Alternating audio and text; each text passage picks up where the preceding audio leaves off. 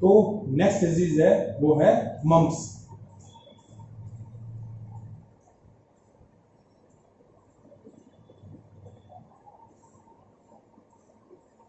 Mumps ये भी एक वायरल डिजीज है और इस वायरल डिजीज का जो कॉज है वो है मम्प्स वायरस।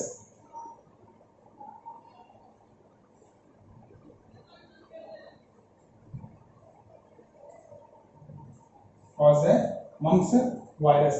और इसका जो इफेक्ट होता है वो बेसिकली पैरोटिड ग्लैंड पर होता है। पैरोटिड ग्लैंड कौन सी हुई?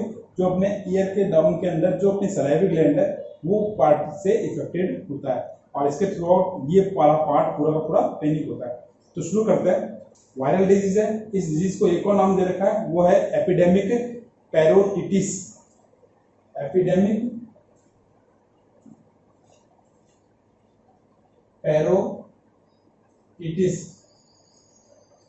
रीजन ये पैरोटिड ग्लैंड को इफेक्ट करती है, इसकी रीजन से ये इसका नाम दिया गया है। जो पैरोटिड ग्लैंड होती है वो इस कंडीशन में स्वेलिंग कंडीशन में आती है, जिससे फूड को जब भी गट करते हैं तो उससे पेनिक कंडीशन जो नेक में पेन स्टार्ट होता है। ठीक है, तो बात करते हैं इसके सिम्टम्स की। तो डिजीज के इन्फेक्शन पर कोल्ड और साथ में हाई ग्रेड फीवर जनरेट होता है और फिर हेड और ईयर के बैक साइड वाले पोर्शन में क्या होता है, स्वेलिंग और पेनिक कंडीशन जनरेट होती है। एडल्ट में इस डिजीज के इफेक्ट से जो टेस्टिस होते हैं उनकी साइज लार्ज होती है और साथ में जो उसका जेनेटल फ्लूइड है उसमें स्पर्म की काउंट लो हो जाता है। तो ये एडल्ट में था और इससे डिजीज से प्रिकॉट करने के लिए पर्टिकुलर पेशेंट को आइसोलेट करना कंपलसरी होता है और पेशेंट के जितने भी मटेरियल्स है उनको यूज नहीं करना है। ये सबसे बड़ी इसका कॉन्टैक्ट के थ्रू आउट डिजीज हो रही है, तो इसीलिए आइसोलेट बहुत कंपलसरी है। सेम कंडीशन कोविड में है, कोविड भी इसी टाइप से ट्रांसमिट हो रही है और आइसोलेट ही इसका एक बेस्ट ट्रीटमेंट है। और साथ में पेशेंट की जितने भी मटेरियल्स हैं उनको अवॉइड करना है, उनको यूज में नहीं लेना है। तो ऐसे केस के अंदर डिजीज का ट्रांसमिशन नहीं होता। बात करें ट्रीटमेंट की, तो ट्रीटमेंट में हॉट एंड कोल्ड वाटर की बैंडेज है वो स्वेलिंग पार्ट पर उनको कंप्रेस रेगुलरली करना है, जिसके थ्रू आउट जो स्वेलिंग है वो धीरे धीरे लो कंडीशन में आ जाएगी और फूड इंटेक करते वक्त या फूड को गट करते टाइम क्या हो जाएगा, पेनिक कंडीशन जनरेट नहीं होगी। तो ये इसका प्रिकॉशन है। डॉक्टर से रेगुलर कांटेक्ट, पेन की कंडीशन में पेन किलर इसमें रेगुलर यूज करना है। So that's a mumps disease. We start now. Next disease is influenza.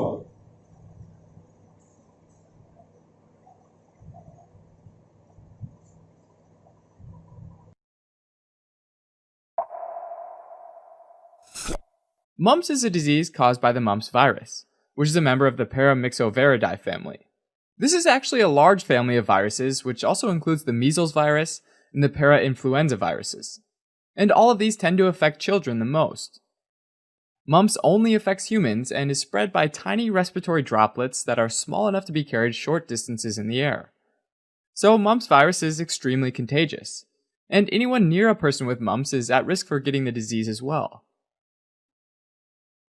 The mumps virus has a single strand of RNA and a viral polymerase enzyme surrounded by a phospholipid bilayer envelope, studded with the viral proteins hemagglutinin neuraminidase, or HN protein, and fusion, or F protein. The HN protein allows the virus to stick to a potential host cell, and cut itself loose if necessary. And the F protein fuses the viral and cell membranes together, allowing the mumps virus to enter the cell. Once mumps enters a cell, the single-stranded RNA, which is negative sense, gets transcribed by the viral polymerase enzyme into a complementary positive sense strand of mRNA, which can then be translated by the host cell ribosomes into new copies of the envelope proteins and the viral polymerase, which get assembled into new viruses. What also ends up happening with these, though, is that those HN and F proteins on the cell surface now bind other cells. So they actually end up binding epithelial cells to one another, which forms a clump of connected cells called a multinucleated giant cell, or a syncytium. Mumps enters the body and first infects the epithelial cells of the nasopharynx, where it starts replicating and causing local damage to the tissue. From there, it can cause viremia, or a virus in the blood, and reach various organs and tissues. The mumps virus has tropism, or preference for, the parotid salivary glands.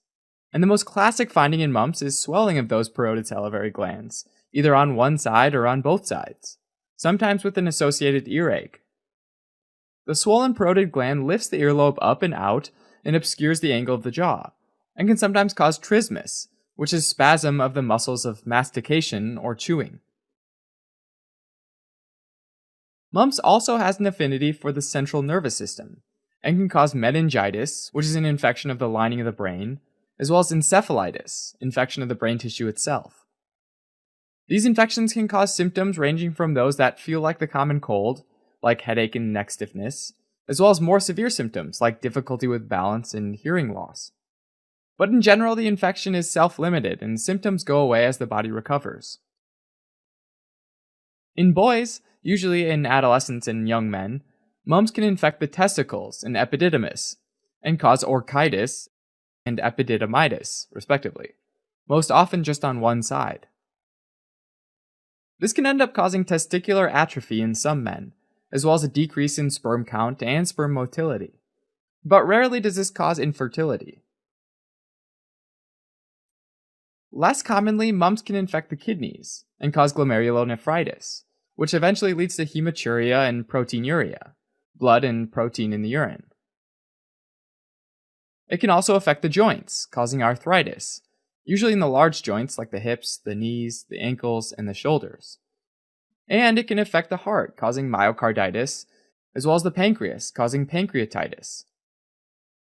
As a final note, pregnant women with mumps are not at an increased risk of having a baby with congenital defects.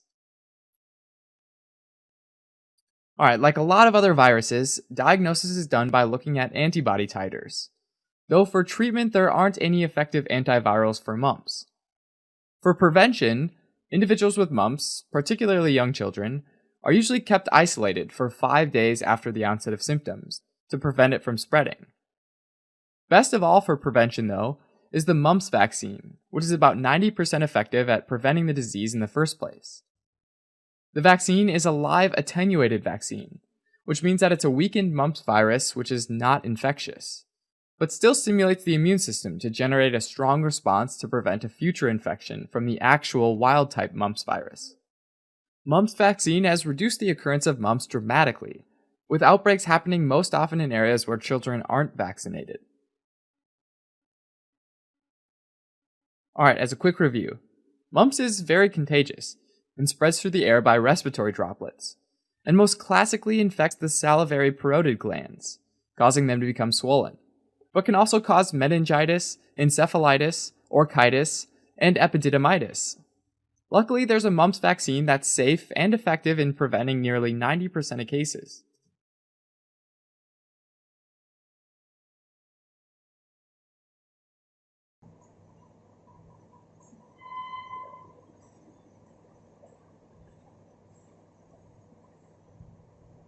Influenza और flu. Influenza और flu ये है हमारे next disease. Basically जो flu condition है उसका जो cause है वो है इन्फ्लुएंजा वायरस या rhino virus. Cause influenza virus, influenza virus, और जो इसका इन्फेक्टेड ऑर्गन है वो है रेस्पिरेटरी ट्रैक्ट और नेजल पार्ट, ये इसका इन्फेक्टेड ट्रैक्ट है। फिर बात करते हैं इसके सिम्टम्स की। तो सिम्टम्स में पेशेंट में हेडेक, साथ में limbs pain, limbs means hand और लेग्स बोथ। तो लिम्स पेन स्टार्ट होता है, बैक पेन, और बैक पेन के साथ में पूरी बॉडी में धीरे धीरे वाइब्रेशन जनरेट होता है। और within 24 high grade fever, high grade fever means 104 degree Celsius, 104 degree Celsius temperature पर फीवर जनरेट होता है। तो ये इसका बेसिक सिम्टम्स है। और फीवर के बाद में पूरी बॉडी के अंदर स्ट्रेस और पेन स्टार्ट रेगुलर जनरेट हो जाता है। डिजीज का जो ट्रांसमिशन है वो सलाइवा के थ्रू आउट होता है, एयर वाटर ड्रॉपलेट के थ्रू आउट होता है। तो पेशेंट को प्रिकॉशन के लिए पेशेंट को मास्क यूज करना है, रेगुलरली पेशेंट को आइसोलेट करना है, उसके जितने भी डेली नीड्स हैं उनको अवॉइड करना है, और साथ में फ्रेश फूड और फ्रेश वाटर उसके लिए अवेलेबिलिटी, ये पेशेंट के लिए अवेलेबिलिटी कंपल्सरी है। और इसका जो ट्रीटमेंट है वो है जो एंटीवायरल मेडिसिन होती है उसको रेगुलर यूज है करने पर इस डिजीज का इन्फेक्शन है वो पूरा का पूरा कंट्रोल हो जाता है। तो ये था इन्फ्लूएंजा, ये बेसिक डिजीज है जो क्लाइमेट कंडीशन चेंज होने पर नॉर्मली ह्यूमन में जनरेट होता है। फिर करते हैं नेक्स्ट डिजीज, ये है जॉन्डिस।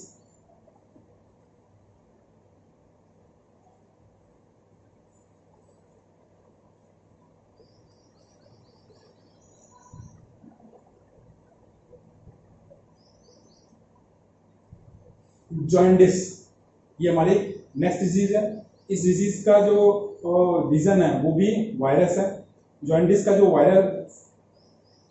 जॉन्डिस डिजीज का जो कॉज है वो है HAV, कॉज है HAV, हेपेटाइटिस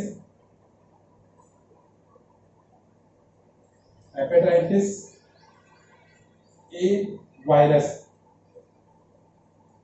ये इसका कॉज है। इसका जो इन्फेक्टेड ऑर्गन है वो होता है, मोस्टली जो इन्फेक्टेड ऑर्गन है वो है लीवर, डाइजेस्टिव सिस्टम और मसल्स में इसका इफेक्ट शो ऑफ होता है। फिर बात करते हैं इसका ट्रांसमिशन। तो this disease transmitted by unhygienic food and air, so every time used hygienic food. फिर बात करते हैं सिम्टम्स की। तो सिम्टम्स में सबसे पहले फीवर जनरेट होता है और वो हाई ग्रेड फीवर होता है।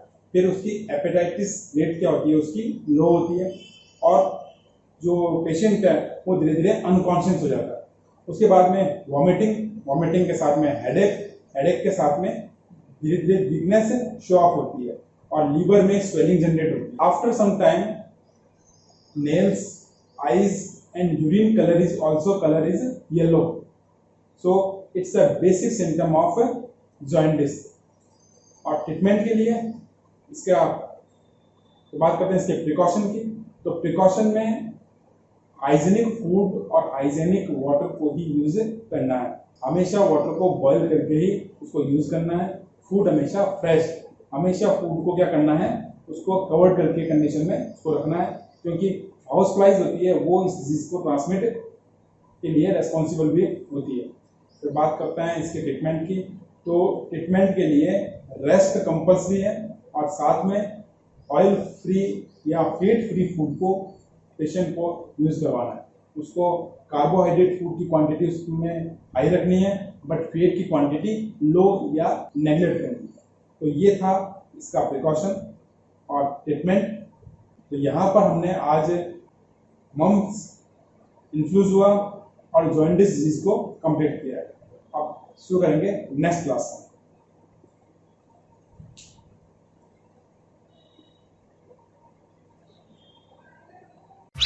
Why do newborn babies get jaundice?